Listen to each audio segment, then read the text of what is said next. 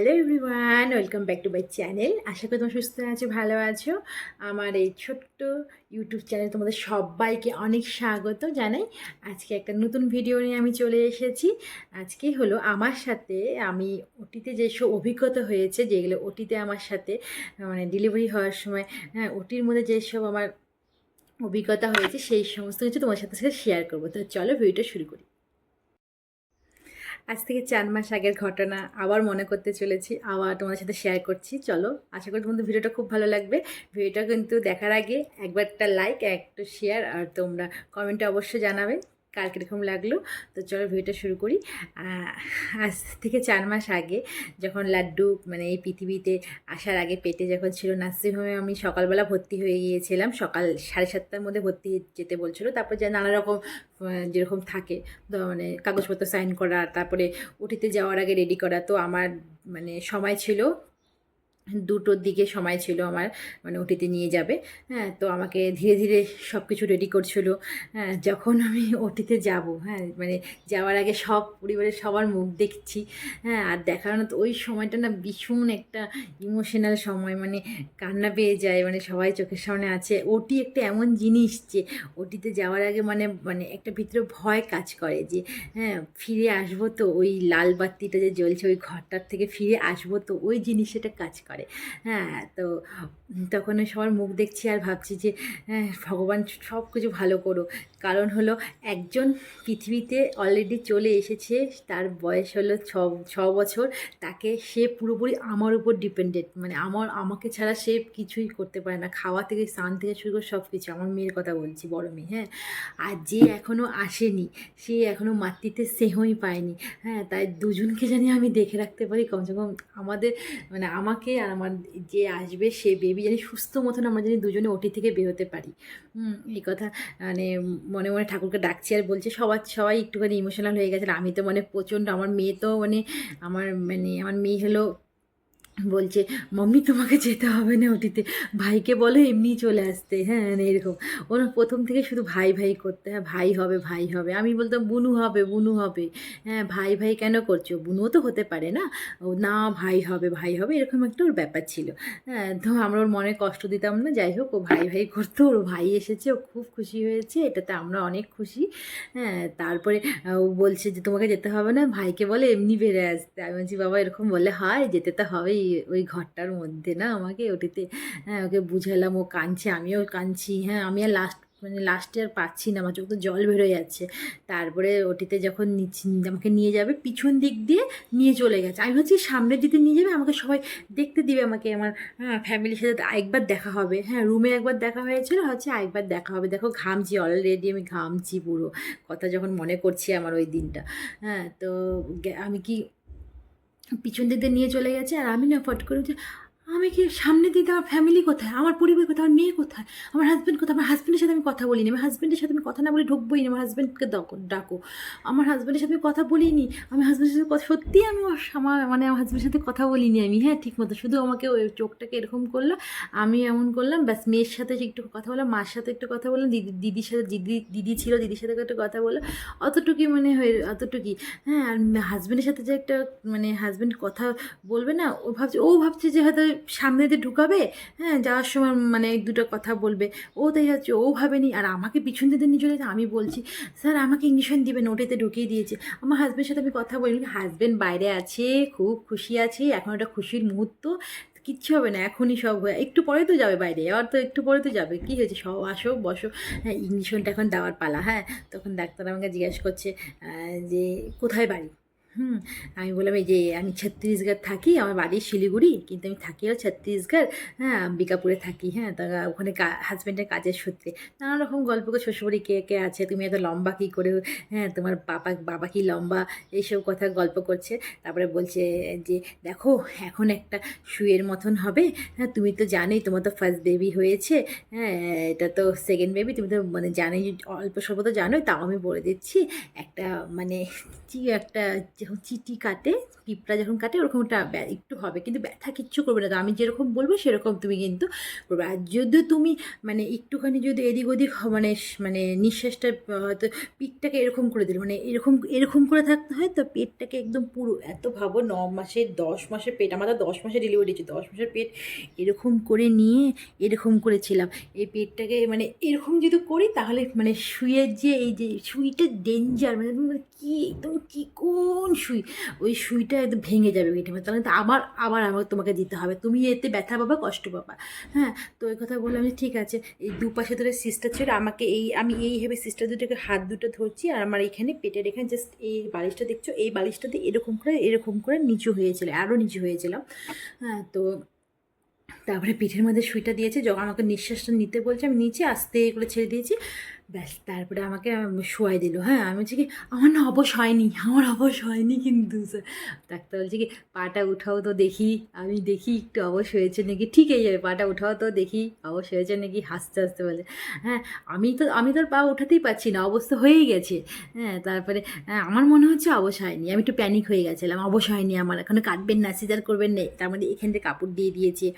আমার হাত বাঁধতে নিচ্ছে, আমি যে হাত আমার বাঁধবেন না, না হলে কিন্তু আমি মানে আমার ভীষণ শরীর কাঁপবে। হ্যাঁ, ডাক্তার হাত বাঁধেনি, হাত খোলা রেখেছিল, পাটা শুধু বেঁধে দিয়েছিল। হ্যাঁ, তারপরে হলো আমি এদিকে মানে আমাকে অক্সিজেন মাস্ক বললো যদি দরকার হয় বলবে, অক্সিজেন যদি কোনো রকম প্রবলেম হয়। জাস্ট পাশে একটা এই সাইডে আমার ডান হাতের সাইডে একটা সিস্টার ছিল। হ্যাঁ, ওর সাথে ও আমার সাথে কথা বলছে। হ্যাঁ, জাস্ট এমনি না এরকম কি তুমি কতদূর পড়াশোনা করেছো, হ্যাঁ তোমার প্রথম বাচ্চার নাম কি, হ্যান ত্যান এইসব গল্প করতে করতে উমা দেখি শব্দ, তুমি তুই জাস্ট অল্প সেকেন্ড কথা বলছি যত কান্নার শব্দ, ওই কান্নার শব্দটা আমার এখনও কানে ভাসে। হ্যাঁ, যাই হোক, তারপরে ডাক্তার মানে ডাক্তার নিজের হাতে যে আমার ডেলিভারি করেছে ম্যাম, সুনিতা গুপ্তা, ডক্টর সুনিতা গুপ্তা নিজে হাতে নিয়ে আসছে বেবি।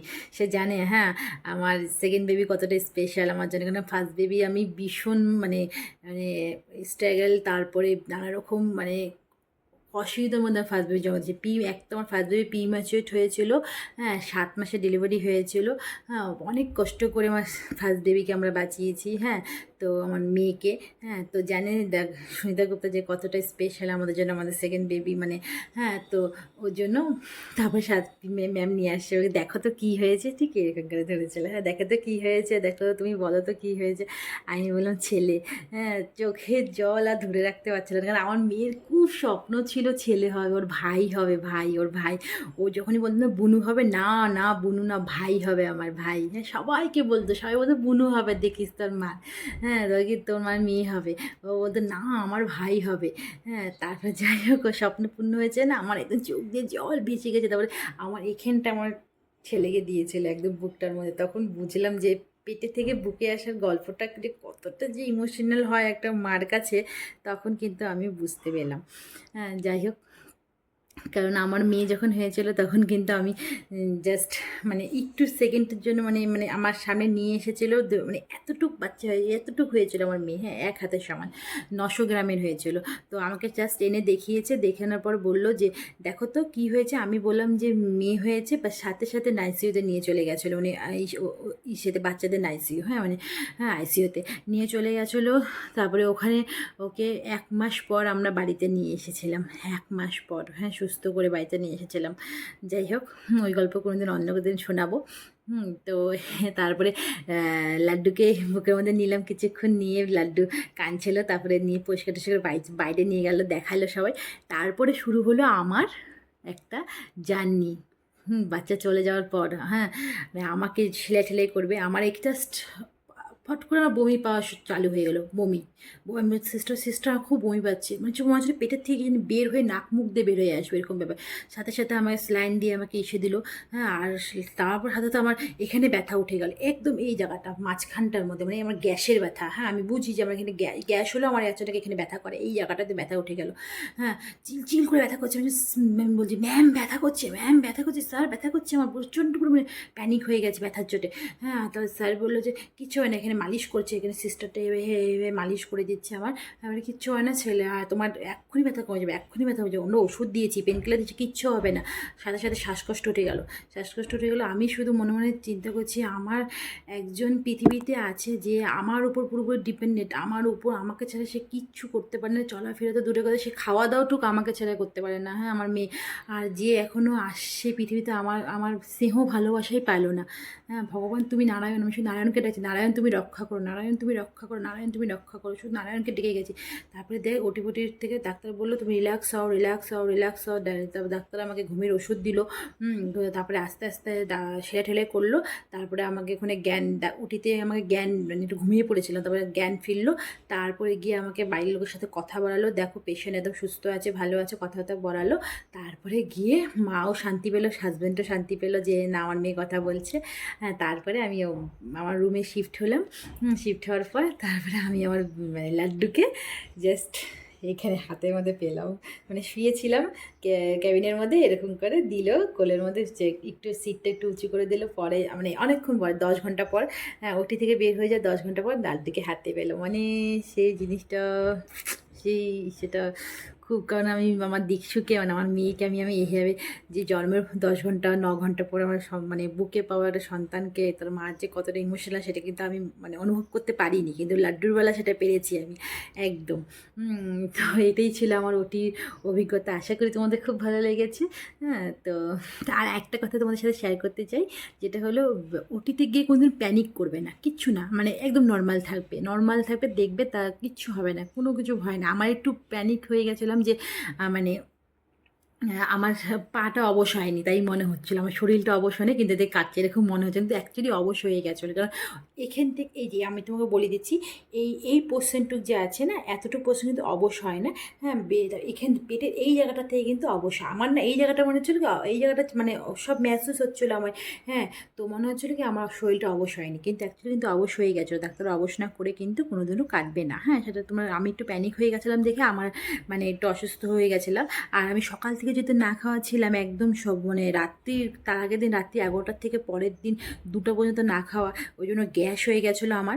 গ্যাসের জন্য আমার খুব গ্যাসেরও দোষ ছিল, ওই জন্য গ্যাসের জন্য আমার মানে বুকের যেটা ব্যথা করছিলো। হ্যাঁ এমনি সব ঠিক ছিল। তোমরা প্যানিক হবে না, যারা নতুন নতুন মা হতে চলেছে তাদের অনেক অনেক কংগ্রেচুলেশন। আর একটা লাইক করে দিয়ে ভিডিওটা। হ্যাঁ আর ওটিতে যখন যাওয়ার আগে খুব হ্যাপি যাবে, খুব হ্যাপিলি বেবিকে কোলে কোলে নিয়ে চলে আসবে। তো টাটা বাবাই সিউ, আবার নতুন একটা ভিডিও নিয়ে তোমাদের সাথে আসবো নেক্সটবার। এর পরের ভিডিওটা যে আমি তোমাদের সাথে শেয়ার করে দিচ্ছি এখনই, যে আমি কোন ভিডিওটা নিয়ে আসবো, সেটা হলো গর্ভের ফুল নিচে থাকা সত্ত্বেও আমি কীভাবে 38 সপ্তাহে ডেলিভারি করেছি, একদম সুস্থ মতো সুস্থ বেবিকে পয়দা করেছি, সেটা নিয়ে তোমার সাথে ভিডিও করবো নেক্সট ভিডিও। তো চলো এই ভিডিও টাটা, সে ভালো থেকে সুস্থ, বাই বাই, সি ইউ।